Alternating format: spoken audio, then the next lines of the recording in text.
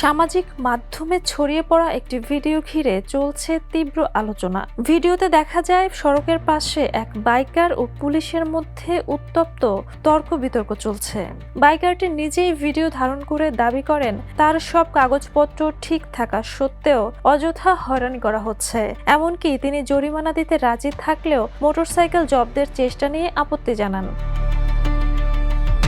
ঘটনাটি ভারতের উত্তরাখণ্ডের রুদ্রপুর এলাকায় ঘটেছে বলে পোস্টে উল্লেখ করা হয়েছে।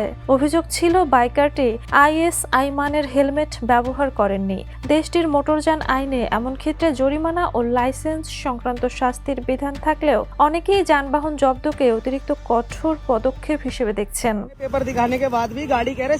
ভিডিওটি ঘিরে প্রতিক্রিয়াও মিশ্র। অনেকে পুলিশের ক্ষমতার অপব্যবহারের অভিযোগ তুলেছেন, আবার কেউ সড়ক নিরাপত্তার স্বার্থে কঠোর আইন প্রয়োগের পক্ষেও মত দিয়েছেন।